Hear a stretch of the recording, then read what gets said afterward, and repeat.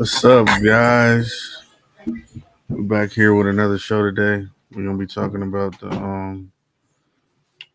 LSU, Clemson, the Florida State, Alabama, the Texas, Ohio State, um, and how pretty much Bryce Underwood shows what a true 5-star looks like.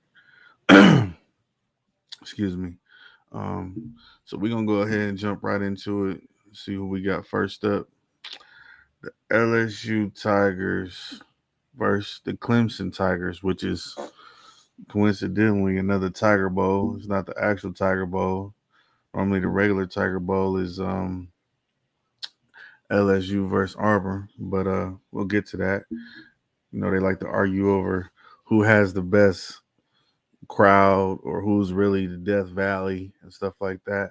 But I'm gonna say this game was better than the Texas Ohio State game. Physical, great defense on both sides.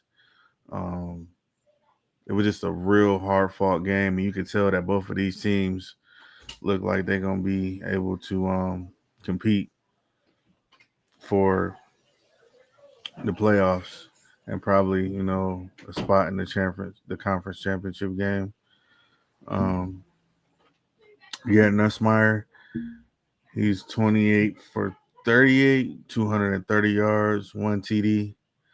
K. Klubnik is 19 for 38, 230 and one INT. And then the running backs, Caden Durham, 17 for 74, one TD. And Adam Randall, 5 carries for 16 yards and one TD. Then you got the receivers here, Aaron Anderson, 6 for 99. And Brian Wesco Jr., 4 for 66. Now, I noticed that Clemson wide receiver Williams, I believe he's number 0. I think he had something wrong with his hamstring. He wasn't able to come back into the game, and he's supposed to be one of the top threats. So I think that kind of hampered them a little bit. Um, but the Clemson defense, they was flying around, getting after it, hitting, making plays, trying to make it tough on Nussmeyer and that offense. Um, but Nussmeyer, he stood in there, stood in the pocket, he was taking hits, throwing the ball, hitting his open receivers, hitting the tight end. Um, the only thing I got a question about is that touchdown that they called incomplete pass, because I always believe when you caught the ball, you standing up. He was running, he was standing up, he caught the football, then he's across the pylon. Once you cross the pylon, that's it. Like it's supposed to be a touchdown from what I believe, but they overturned the call. They brought it back. They ended up kicking a field goal. The guy ended up missing it, and then they had to, go back and score again later on in the game. But that was a very, very interesting call because I don't know why you have to survive the ground when you already completed the catch when you was upright.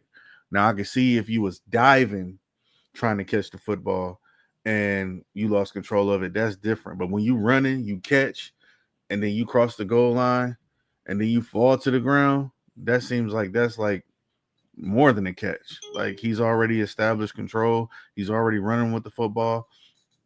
He already crossed the pylon, and then he just fell to the ground. So I don't understand how when he fell to the ground, that still counted as part of the catch. He already had caught the ball yards back. He still had to run, reach across the pylon, and then fall.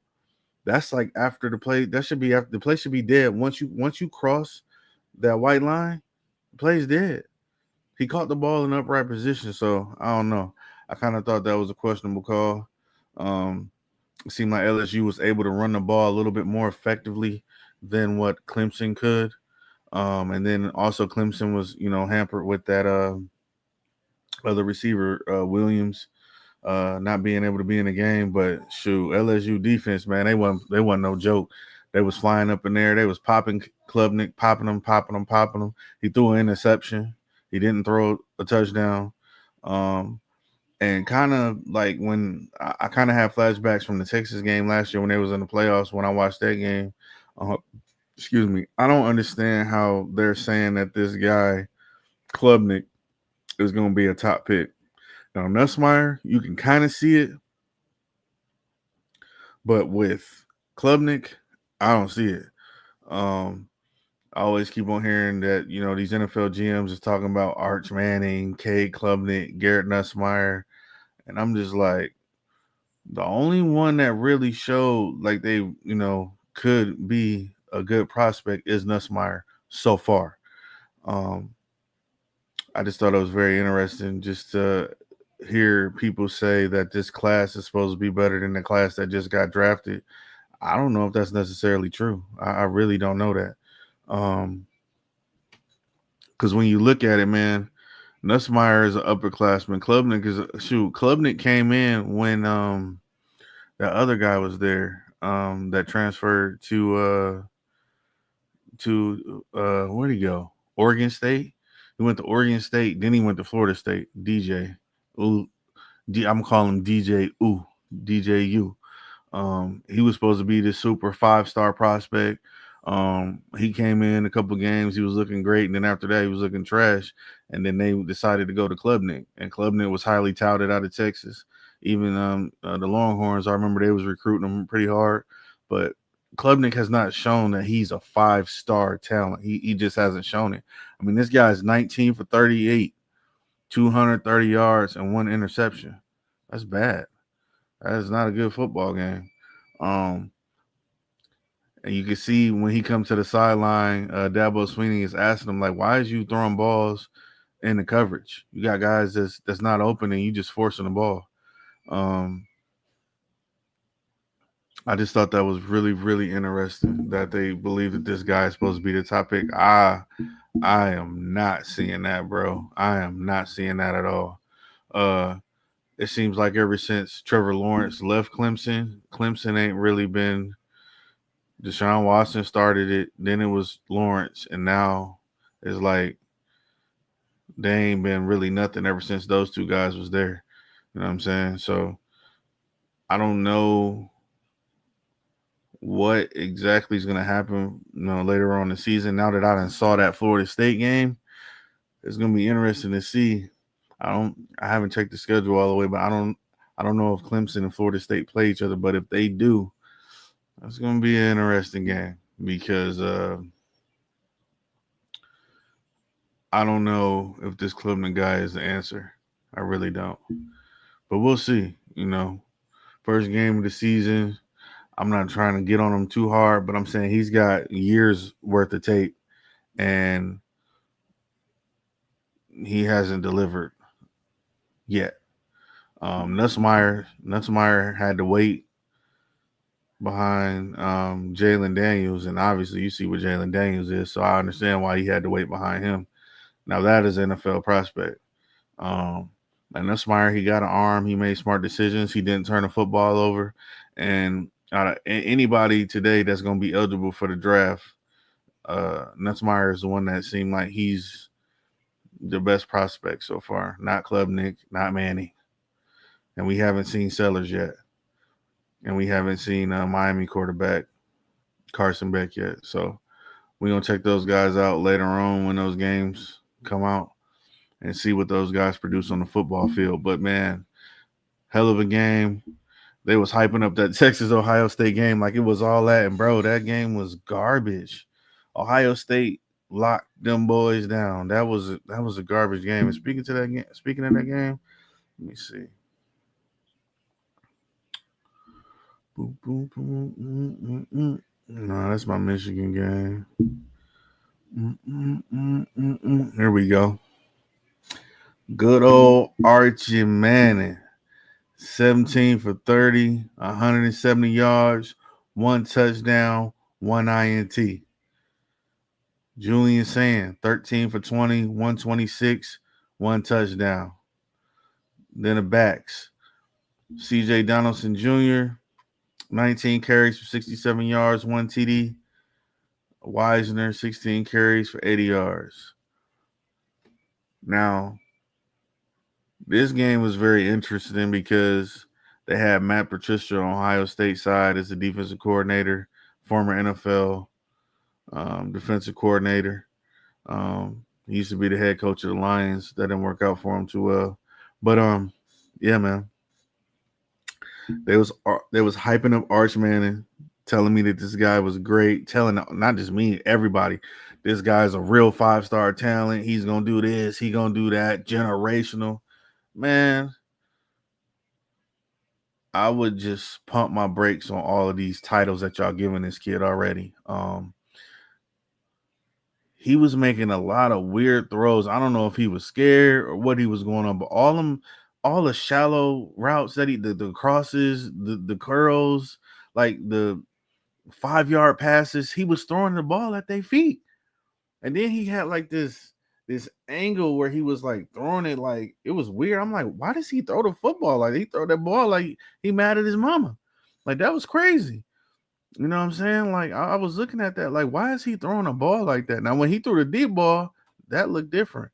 But when he threw the short pass, he couldn't hit nothing. He was hitting their feet. If you watch that game, go back and watch that game. Every single short pass he was throwing was hitting their feet. It wasn't even above their kneecap. Like he was literally throwing at their ankles and their calf muscles. Like, bro, they can't catch that football. What are you doing? And to be quite honest with you, if I was a Texas coach, I would have been frustrated. Like, bro, like you can't complete a 5-yard shallow cross. Like, what is going on? And they kept on running that same play, and that dude was wide open. And then it was the same play. They kept on running that crossing route. It was always open. The dude could not hit it. He could not hit it. Ringo, a 5-star receiver. They got like three 5-star receivers on that team. Them dudes was open. They was open. You know what I'm saying? And he did not hit them at all. That dude was hitting air and dirt and turf. That's what he was doing. He got a couple of them lucky throws at the end of the game, but it was just like, man.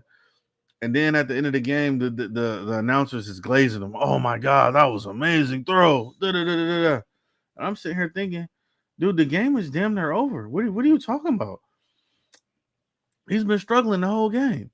So when I go and look back at 5-star talents, he don't look like one of them.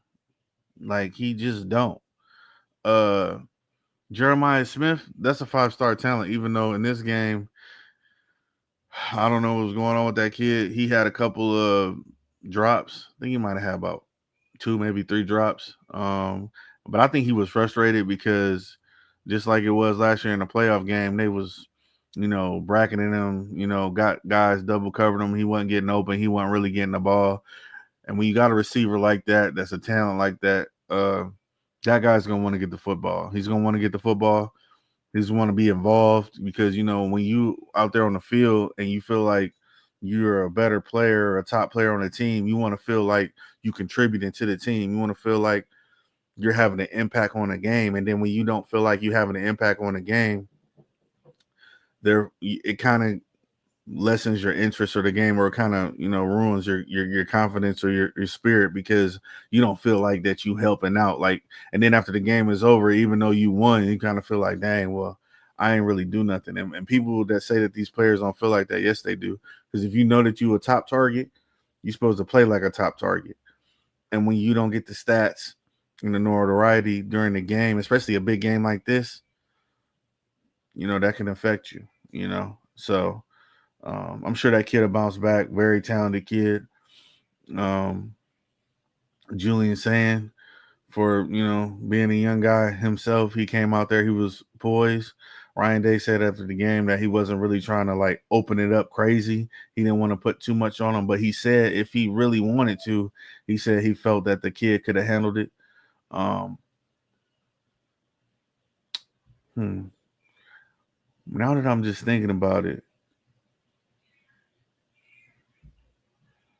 I just don't understand how Texas is rated number 1 on a performance like this. Like, if you're the number 1 team in the country, I don't care if you playing on a neutral field, somebody else's field, or whatever. You got to come out and show that you the number 1 team in the country. I'm interested to see where they're going to fall at in the polls. Does Ohio State go to number 1 now? You know what I'm saying? Does Penn State go to 1 now? How is this all going to shake out? Because right now, I don't know if Texas is like a top 10 team. I mean, I have to see a little bit more, but the way that they just couldn't move the ball and Arch just couldn't complete passes. He couldn't complete the short like gimme throws. Like that's a gimme throw. Like here. Like that's a gimme throw. Um but we'll see. It's gonna be exciting. I'm excited for this season, man. A lot of interesting storylines and everything like that. But if you ask me if he gonna be the number one pick, I do not know about that. All right, let's see. Yes. Now we're gonna talk about them that go blue right there. That you see this? Hail to the victors, you feel me? Um, even though we only played against New Mexico, those guys came out there, they was playing hard, they was talking junk, you know what I'm saying? Because they in a big house, they was feeling themselves. They hung in there. They played a hard game. I'm not gonna disrespect them. Um, but Michigan showed, why they, you know, Michigan. Uh, and if you asking me right now, if you want to talk about Arch Manning as a generational talent, no, he is not. This kid right here, Bryce Underwood, down the street from where I went to high school at in Belleville. Listen, this dude right here is he the truth. He the truth. Like I ain't never seen no kid this young. They said he just turned 18. This kid just turned 18. He out there telling grown men what to do on the field, telling them to get over there, get over there. Hey, look, I got this. Get in the huddle. Let's go. Like that is a generational 5-star player. And then that boy is not scared. That boy is not. He is a straight up baller. That dude is a baller, straight up baller.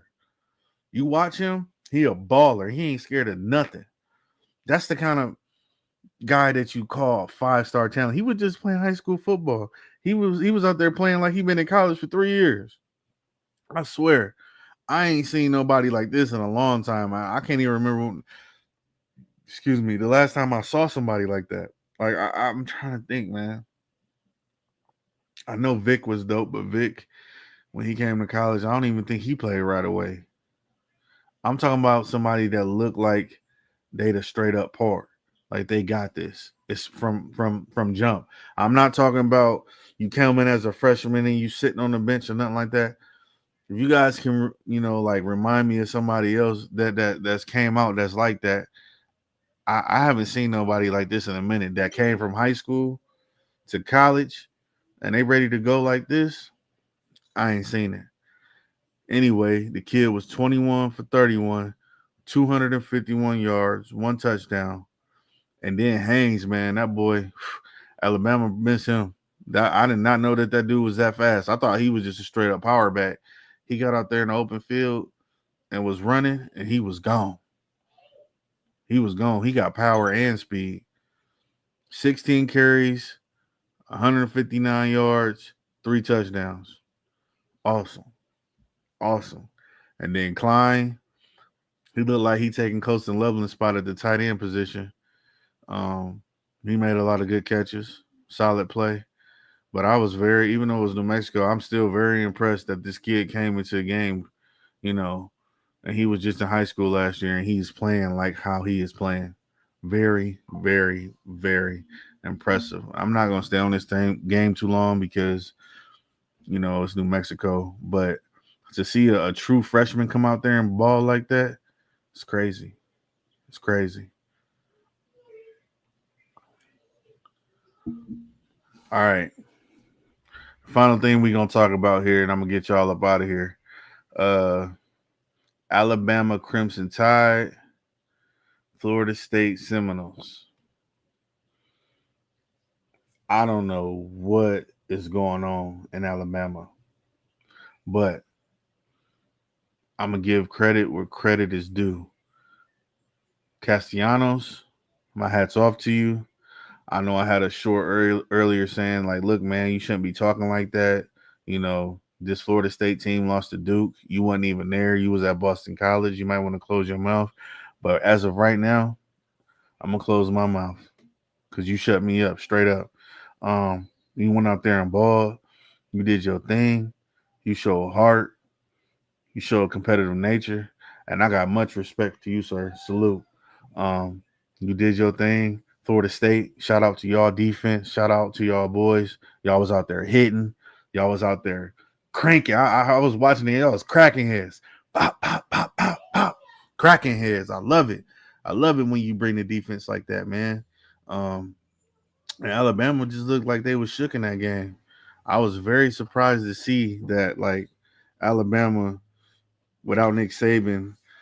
I didn't really think about it. I was thinking that, um, I don't know. I'm just thinking that he still got some of his players there that are actually gonna do something, but maybe Kalen DeBoer is not the right guy. I don't know. And I know how Alabama fans is. They don't give a dang.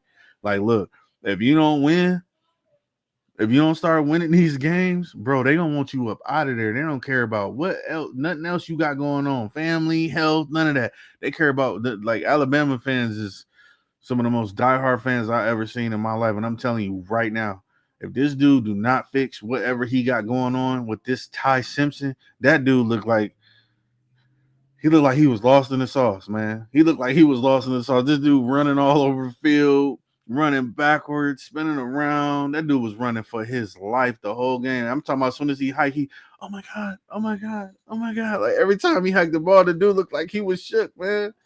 He looked like he was shook. Straight up. And I don't know what's going on with Ryan Williams, bro. Like, I don't know if it's the college football 26 cover curse because you done got Julian. I mean, not Julian, Jeremiah Smith. And now you got Ryan Williams. Both of y'all was on the cover of college football 26. I don't know if y'all gonna start getting that curse like how they say they got the Madden curse, but that is crazy. Both of y'all had some terrible games, and both of y'all was dropping the ball like crazy. And then Earl Little, he lit that boy Ryan Williams up at the end of the game. I think he gave him a concussion. I don't even think I seen him after that. And I think Ryan Williams was shook because he caught the ball and then he tried to turn around. He dropped the ball, and then my man, he just blasted him like that. And I was like, oh, so that's how Florida State feel. Florida State they was trying to take blood. Like, that stadium was jumping. You know, they in there. Oh, you gotta love the college football traditions, man. That was beautiful to see. Um, Congratulations to Mike Norvell and the Florida State Seminoles. But Alabama and Texas, out of all the games that I thought, people was gonna represent for that SEC, when they say it means more, it means more, it means more. It seemed like it don't mean shit because y'all. What if LSU would have lost? Y'all would have been over. Y'all would have been over in big games yesterday. It's easy to beat your cousin mama's high school cousin's college team, East Tennessee, Mississippi State Community College, or whatever the hell y'all be playing. Now when y'all got to start playing these big games, let's see what y'all about. Let's see what y'all about. And right now, LSU was holding the torch for y'all. And then the crazy thing is y'all gonna beat up on each other the whole season and say, well, we got a hard schedule every single week and this and this and that. Well, you lost to Florida State. You said the ACC was weak. You lost to Ohio State. You said the Big Ten was weak. Well, I don't know about that, buddy. The two conferences that you're supposed to be superior than, you lost to. And Clemson had y'all right there just to the end of the game. But y'all barely made it out of that one. So I don't know if this SEC dominance thing is going to continue to be talked about, because Paul Feinbaum, he said that Texas was going to go to Ohio State and blow them down. Oh, it's not going to be close. And I'm sitting here thinking, hey, y'all can go check out my other video too. The video that I did the preview of that game. I told y'all that Ohio State was gonna win that game. But a lot of people like to believe that since we from up north and we got bad weather and all this and that we don't know how to play football. No, they know how to play football. On it. They damn near know how to knock you the hell out. Like Big Ten football is power football. They'll knock you off your block straight up.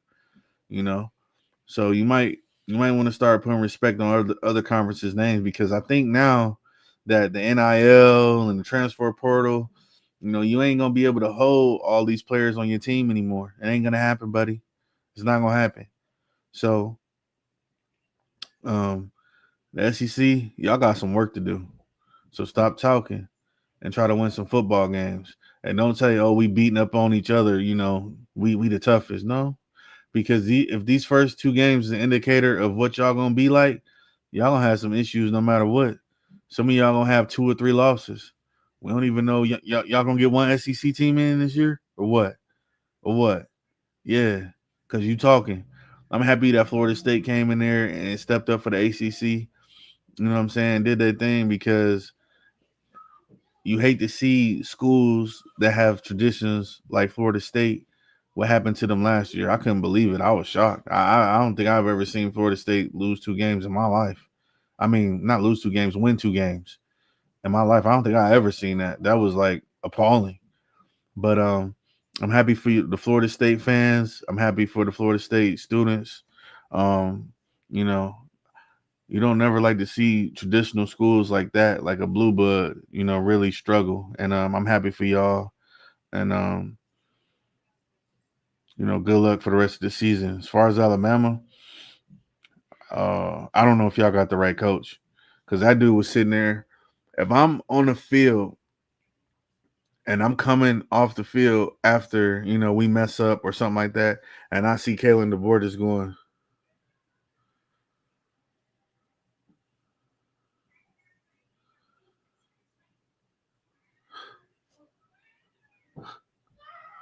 if I see my coach doing that, that is not motivating. Like, he don't look like a motivating coach. I don't know what kind of coach he is, but he's not motivating. If you watch that game, the difference between him and Mike Norvell, he clapping it up. Come on, guys. Come on. Let's go. Come on. He running out there with him. That Mike Norvell seemed like he a good coach. I ain't even gonna hold you. It seemed like he a good coach. It seemed like he got, that ick factor to get into his team, to get into his players, to feel with his players, give his players confidence. Kalen DeBoer is just over there going like this.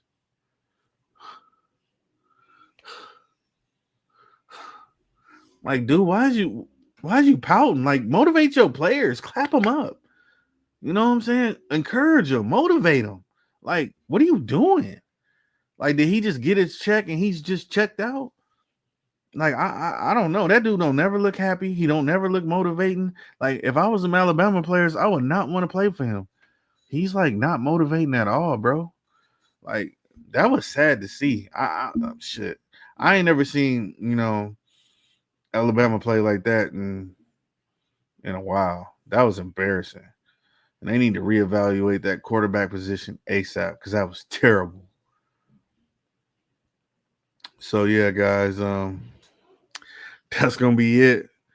Got to get these kids to church, and we're gonna. I don't know what time I'm gonna come back on. Depending on what time these games in today, I think it's good. We got the Tech game and we got the Miami game in Notre Dame, and then on Monday it's the Bill Belichick's first game. So we'll see how them games go, and then I'll get back at you guys later. Y'all have a good one.